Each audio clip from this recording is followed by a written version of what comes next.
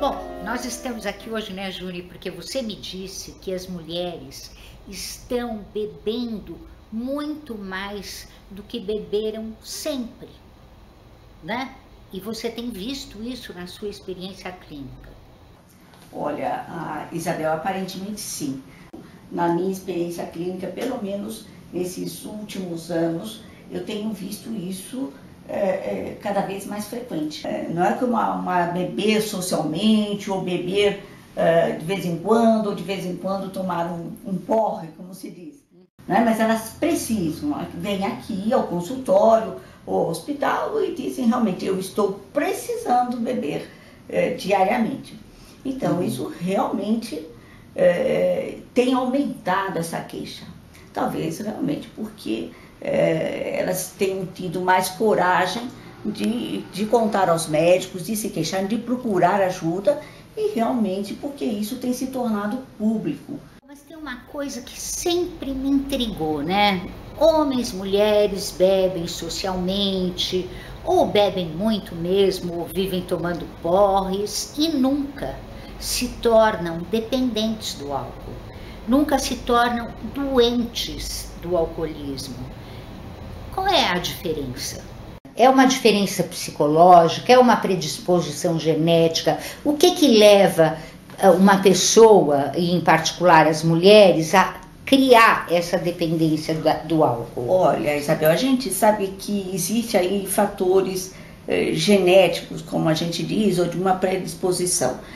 Existem mesmo estudos, evidentemente eu não vou falar de todos aqui, mas assim, pelo menos de que são famílias com menor número de neurônios serotoninérgicos, que produzem, enfim, determinadas substâncias e que acabam produzindo então um maior número de alcoolismo, de quadros depressivos, às vezes até mesmo de suicídio, de quadros de agressividade.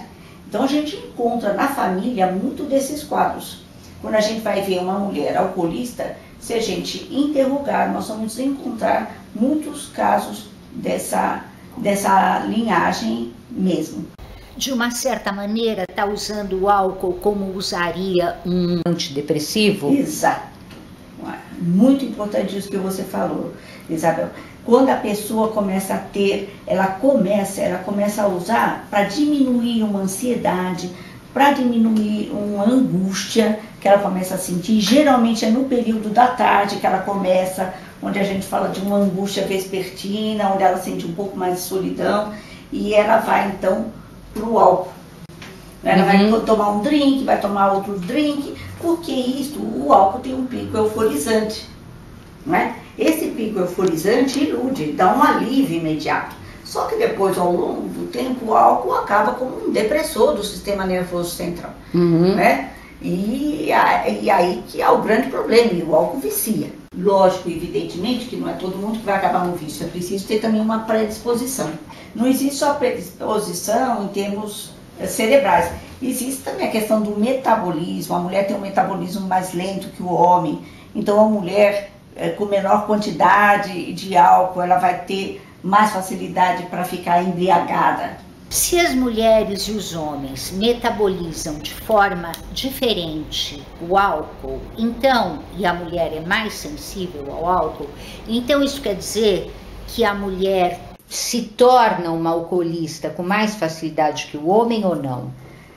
Olha, se torna sim. Você vê uma menor quantidade de álcool pode levar a uma embriaguez. Então, continuando o nosso assunto, a mulher é mais sensível ao álcool do que o homem. Então, ela se torna dependente mais rapidamente. E pior ainda, é que as alterações de saúde são muito mais graves nas mulheres do que nos homens alcoolistas. Por exemplo, que tipo de alteração?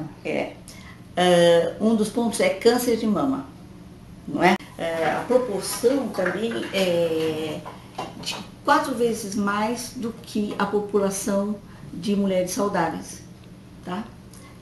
Então, uma mulher que bebe tem 4 vezes mais chance de ter câncer de mama do que uma que não bebe? Exatamente. E tem a questão da osteoporose, que é outra questão grave. E osteoporose também não é uma doença qualquer, é uma das maiores causas de morte, né?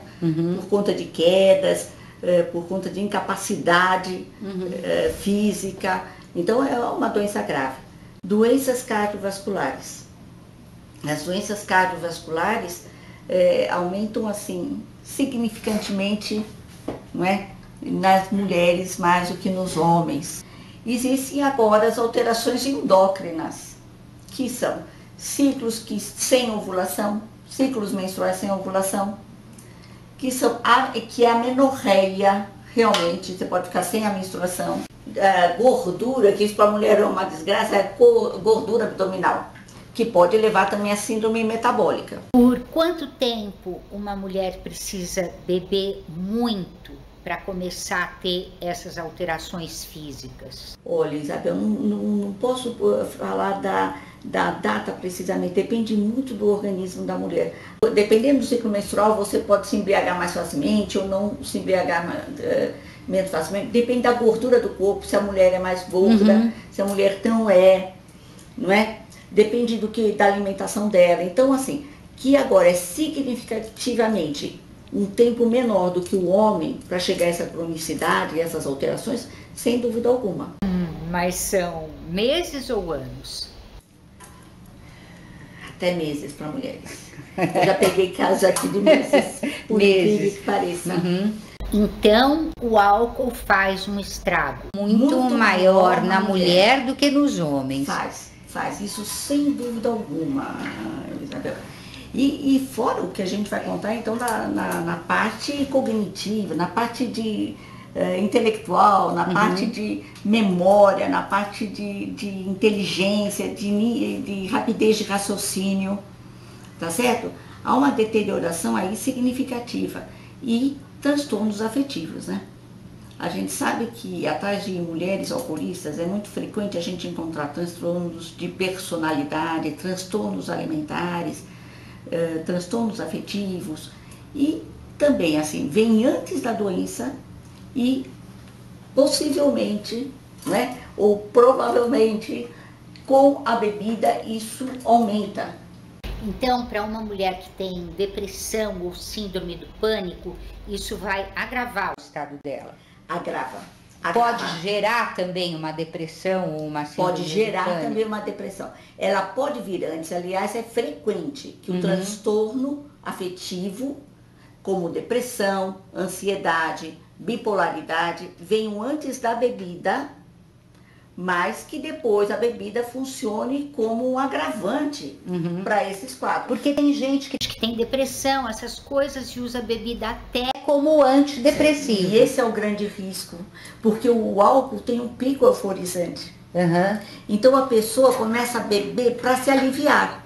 E realmente ela tem um período de um alívio da ansiedade, por exemplo, a fobia social, que a pessoa usa para se sentir bem, para conseguir estar bem numa festa. Estar bem na festa, sair bem na foto. Estar bem no grupo, não é? Então existe isso, mas é um ledo engano, né? É triste dizer isso, mas depois, assim, a fase depressora do álcool, o álcool acaba sendo um depressor ao longo do tempo. Né? Um depressor, porque vai aumentar glutamato, enfim, aumenta algumas substâncias no cérebro que acabam deprimindo mais a mulher, né? Ou até mesmo o homem, mas enfim, no caso, a mulher. Bom, então, quando começar a sentir esses sintomas ou perceber a dependência, o negócio é procurar ajuda. No próximo vídeo, a gente vai falar como é que se dá essa ajuda, tá certo?